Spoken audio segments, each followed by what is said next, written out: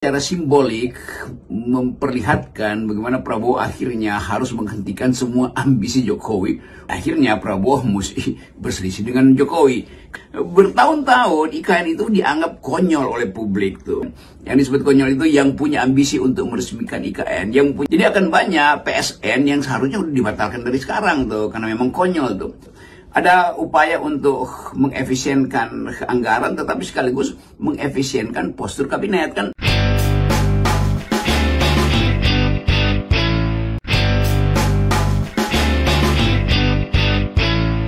Sederhana untuk dibandingkan adalah program yang harus menghasilkan masa depan, tabungan masa depan, yaitu gizi.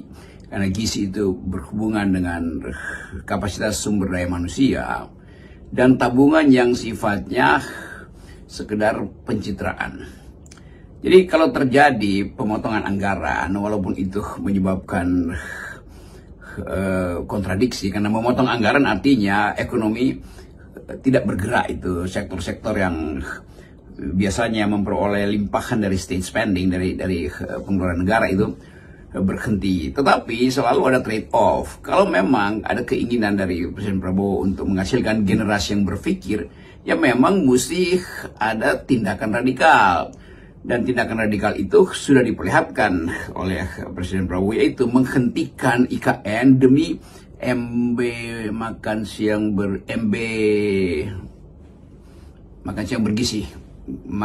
bergizi gratis. Makan siang gratis bergizi, MGB. Oke, mulai kita hafal singkatan itu. Jadi ada trade off antara IKN atau MGB. Yang mana mau dipilih? Tentu ini juga secara simbolik memperlihatkan bagaimana Prabowo akhirnya harus menghentikan semua ambisi Jokowi untuk memamerkan keangkuhan politiknya, yaitu dengan berupaya untuk menunggu supaya ada peresmian IKN dan dia akan datang hadir di situ, patungnya udah dibuatkan di situ walaupun udah berlumut sekarang. Nah, kelihatannya itu intinya. Jadi kontroversinya adalah pertama, secara ideologis Prabowo memilih perintah konstitusi itu cerdaskan kehidupan bangsa, bukan bangun menara Babel di IKN. Jadi itu konsekuensinya. Nah, kalau anggarannya dihemat berapa persen itu? 300 triliun. Itu artinya ada porsi yang harus disubsidi, yaitu kecerdasan publik, yaitu makan siang bergizi itu. Nah, ini yang menunjukkan bahwa pada akhirnya Prabowo mesti berselisih dengan Jokowi. Kan diam-diam Jokowi masih menunggu anggaran untuk IKN, dan pembatalan 300 triliun itu termasuk tentu pembatalan IKN. Tapi untuk basa-basi ya adalah biaya-biaya perawatan IKN. Tetapi 100 triliun yang diucapkan oleh Menteri Keuangan Sri Mulyani, dari 300 triliun yang dihemat itu untuk membiayai anak-anak kita supaya ada kesempatan membayangkan masa depan melalui perbaikan gizi. Jadi kira-kira konstruksi ideologisnya di situ. Pilihan diksi, banyak ditemukan program konyol itu apa maksudnya ya Bung Rocky ya? Saya kira kita dengan mudah bisa menduga-duga sih, apa sih yang dimaksud dengan program-program konyol di era Jokowi itu? Jadi substansinya adalah penghematan anggaran negara untuk investasi SDM, itu substansinya. Tetapi sensasinya terbaca melalui keterangan justru oleh Pak Hasyim Johadikusumo yang bagian dari kabinet, yang bagian dari pemerintah, yang bagian dari Gerindra. Ketika dia menyebutkan, Hasyim menyebutkan bahwa banyak anggaran yang konyol, karena itu mesti dihentikan. Tentu kita bertanya-tanya yang mana yang konyol. Bertahun-tahun IKN itu dianggap konyol oleh publik tuh. Bertahun-tahun kita sebutkan bahwa pembangunan IKN itu ada pemborosan anggaran pertama, perusakan lingkungan kedua, dan ambisi untuk legacy Jokowi doang kan itu kan. Jadi kalau disebut konyol ya nggak salah kalau publik menafsirkan yang disebut konyol itu adalah IKN, yang disebut konyol itu yang punya gagasan membuat IKN, yang disebut konyol itu yang punya ambisi untuk meresmikan IKN, yang punya punya kekonyolan itu adalah dinasti yang ingin diingat sebagai pemilik IKN. Siapa itu? Ya Mulyono. Kan gampangnya begitu tuh. Jadi kita juga mesti belajar menafsirkan. Kendati tidak eksplisit diucapkan oleh Pak Hasyim, tetapi tentu kalau dipotong anggaran IKN itu sehingga tinggal mungkin beberapa ratus miliar untuk sekedar biaya pemeliharaan, maka bisa dipastikan bahwa 5 tahun ke depan IKN belum akan dilanjutkan. Artinya Jokowi tidak mungkin menunggu 5 tahun ke depan supaya Gibran itu akan berkantor sebagai presiden di IKN. Itu konyol namanya tuh. Juga tidak mungkin dalam 10 tahun ke depan, karena setelah 2029 maka politik akan berubah. Mereka yang berupaya untuk menilai kemasukakalan dari proyek-proyek infrastruktur Jokowi akan menilai bahwa banyak yang konyol memang. Jadi akan banyak PSN yang seharusnya udah dibatalkan dari sekarang tuh, karena memang konyol tuh. Jadi keterangan-keterangan yang diedarkan hari-hari ini bahwa Prabowo menghemat anggaran itu sekaligus untuk menunjukkan bahwa Prabowo tidak lagi punya semacam ikatan programatik dengan program-program Jokowi sebelumnya kan. Kan membaca program APBN itu tinggal lihat mana prioritasnya. Kan tidak mungkin semua hal dijadikan prioritas. Prioritas adalah sesuatu yang memang hendak diunggulkan dan dibasiskan pada rasionalitas ekonomi, maksudnya daya dukung APBN kita tuh. Nah itu yang saya kira dimaksudkan dengan kekonyolan. Jadi kira-kira ya pihak Gerindra melalui Pak Hasyim mau mengatakan ya banyak memang proyek yang konyol di masa lalu. Kan bukan konyol di era Pak Prabowo kan, loh dia baru 100 hari. Jadi tetap kita mesti baca bahwa banyak kekonyolan dan itu diucapkan secara bermutu oleh Gerindra sendiri, yaitu mengevaluasi proyek-proyek konyol dari Jokowi. Kira-kira begitu. Kalau pakai bahasa netizen, keterus terangan itu begitu, atau kasarnya begitu. Bukan sekedar menyindir banyak yang konyol, tetapi mesti disebut proyek siapa yang konyol. IKN pasti konyol tuh. Banyak PSN yang juga akhirnya harus disebut sebagai kebijakan konyol dari pemerintahan sebelumnya, itu pemerintahan Mulyono. Anda tadi menyebut pemangkasan anggaran ini berdampak terhadap pertumbuhan ekonomi. Sebuah risiko yang saya kira harus diambil oleh pemerintah. Di tengah heboh pemangkasan anggaran itu tiba-tiba kemarin muncul di Google itu menempatkan kurs rupiah terhadap dolar di kisaran 8.000. Unbelievable. Tapi kemudian menimbulkan tanda tanya orang, apa sebenarnya yang sedang terjadi? Ya, jadi dari sisi fiskal betul bahwa itu penghematan diperlukan untuk mengalihkan beban anggaran pada sumber daya kita tuh, terutama anak-anak yang akan mengisi infrastruktur bonus demografi di 2029 atau 2045 nanti itu. Dan kesulitan kita hari ini adalah menjaga harga rupiah yang makin lama makin merosot. Tetapi kita juga mau lihat bagaimana kebijakan untuk menjaga rupiah itu sebetulnya dihasilkan untuk menekan jangan sampai rupiah naik ke 16.000. Kira-kira itu sinyalnya kan, karena 16.000 itu adalah angka psikologis, akan terjadi ras atau ketidakpercayaan pada rupiah. Digegerkan sedikit oleh Google yang menilai $1 itu, $1 itu 8.000 rupiah tuh. Jadi kelihatannya kemampuan kita untuk memastikan apakah anggaran itu cukup juga ditentukan oleh kebijakan untuk mendongkrak rupiah ini kan. Dan kita tahu bahwa mendongkrak rupiah itu kalau dilakukan dengan memperkuat fundamental ekonomi kita, itu yang disebut sebagai kekuatan ekonomi masuk akal tuh. Tetapi kalau kita baca keterangan para pakar yang memperlihatkan bahwa sebetulnya Indonesia itu udah 2 tahun ini transaksi berjalannya itu minus, artinya begitu banyak kita kehilangan harga di dalam currency kita kan. Jadi kalau misalnya harga rupiah itu makin lama makin merosot, itu artinya Bank Indonesia harus intervensi itu. Nah kalau rupiah menguat sedikit, itu artinya Bank Indonesia minta utang dolar itu, jual surat utang itu, dia terbitkan surat utang supaya bisa dibeli dengan dolar agar rupiah menguat. Tapi penguatan itu kan bukan penguatan yang sifatnya fundamental, tapi penguatan karena diinfus, kira-kira begitu, diinfus oleh surat utang Bank Indonesia. Dan itu selalu berbahaya karena tidak bisa kita merasakan bahwa ada kegiatan ekonomi yang bisa menopang harga dari rupiah kan, atau otonomi dari rupiah atau kedaulatan rupiah tuh. Jadi semua hal yang sifatnya diinfus itu menunjukkan bahwa ya jalan keluarnya akhirnya berutang tuh, berutang dolar atau menjual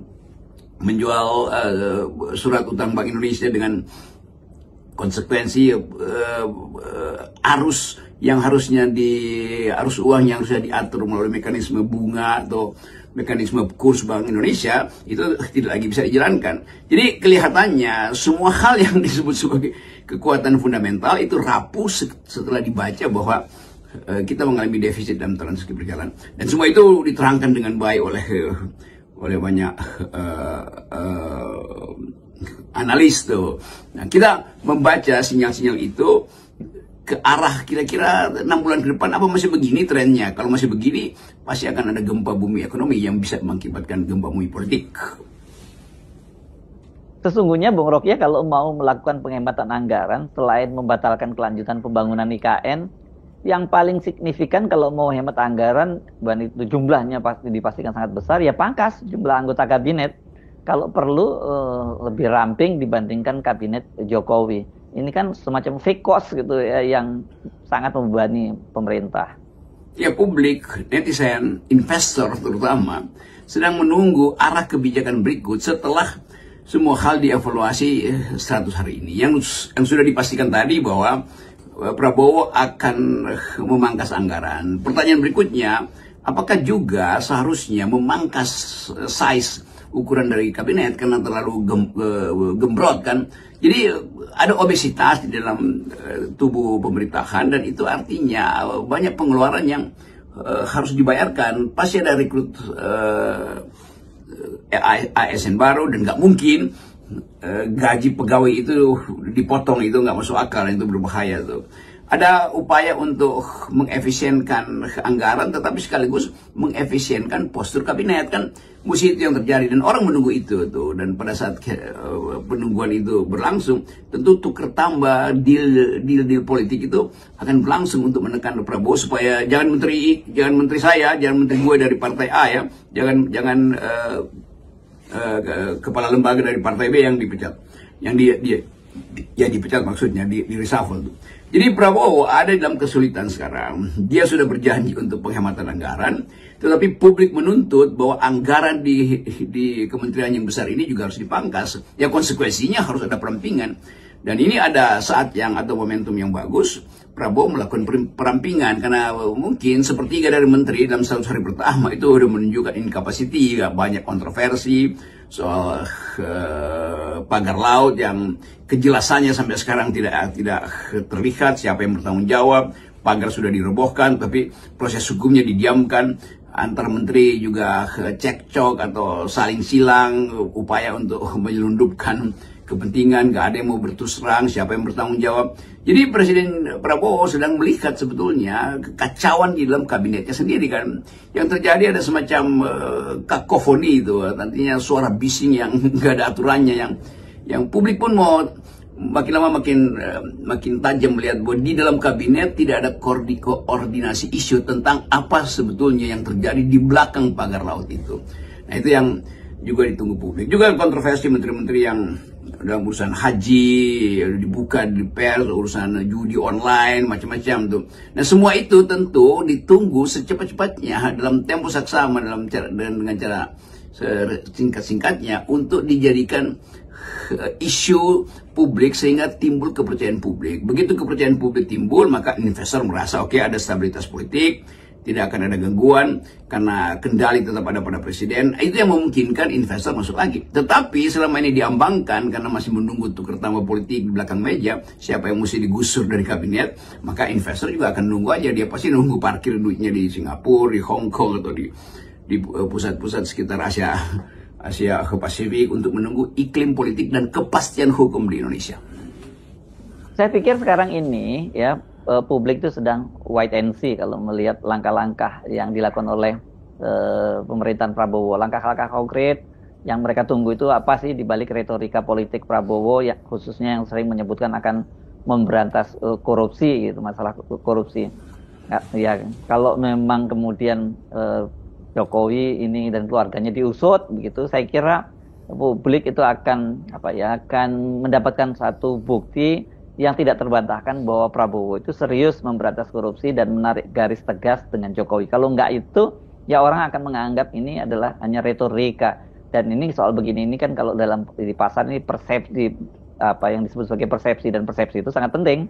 Saya kira yang berbahaya kalau makin lama makin terbaca bahwa Pak Prabowo itu dan kabinetnya itu terlalu banyak retorika tuh, terlalu banyak mengidealkan sesuatu yang secara headline itu berguna. Tetapi orang akan tunggu sekali lagi dari penyelesaian teknisnya seperti apa.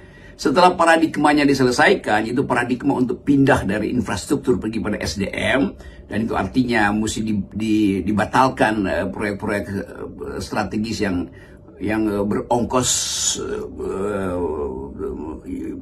ongkosnya mengakibatkan bolongnya anggaran pendapatan negara, itu harus dibatalkan. Tapi sekali lagi retorika itu anti korupsi. Tiap hari Pak Prabowo ngomong tentang anti korupsi, tetapi evaluasi publik menunjukkan bahwa iya itu tahap retorikanya di situ. Setelah 100 hari, tahap logikanya harus ditunjukkan bahwa sangat logis bila retorika itu berakibat pada pemanggilan tokoh-tokoh yang di era Jokowi itu sebetulnya sudah dilaporkan ke KPK. Siapa mereka? Yang pertama tentu dinasti Jokowi kan. Ubaidillah Badrun itu akhirnya dipecat karena melaporkan dalam dugaan politik kita, melaporkan money laundering anak-anak Jokowi, melaporkan kecurigaan terhadap gratifikasi yang mungkin ratusan miliar diterima oleh keluarga Jokowi. Kan ini mesti diproseskan. Jadi kelihatannya publik akan tunggu itu. Pada saat yang sama, mulai hari ini akan ada demo besar-besaran dari teman-teman dosen yang menuntut tunjangan kinerja. Dan itu penanda juga bahwa universitas sedang bergejolak tuh. Jadi kita lihat bagaimana kondisi universitas. Dosen gajinya itu atau tunjangan hak dia yang akan menambah belanja dia, menambah pendapatan dia itu tidak dibayar oleh Jokowi selama 5 tahun. Nah itu mereka menuntut sebetulnya keadilan supaya dikeluarkan. Nah pada saat yang sama ada penghematan anggaran. Jadi pusinglah kepala presiden. Jadi kelihatannya itu. Juga di kampus mulai ada semacam perlawanan, walaupun masih 1-2 kampus yang melawan ide untuk menutup mulut kampus dengan izin tambang itu, ikut mengelola tambang.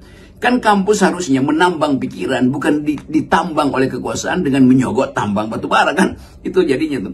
Jadi banyak juga rektor yang dungu, yang masih menganggap bahwa kalau dia dapat insentif melalui tambang itu, maka uang kuliah akan turun, laboratorium akan lebih kaya dengan dana-dana riset. Bukan itu maksudnya. Dia mesti baca bahwa itu bukan tugas primer dari kampus. Tugas primer kampus adalah riset tentang tambang, bukan berbisnis tambang. Itu dasarnya. Jadi kita tunggu banyak kontradiksi dan paradoks minggu-minggu ini. Salam akal sehat. Ya, salam akal sehat.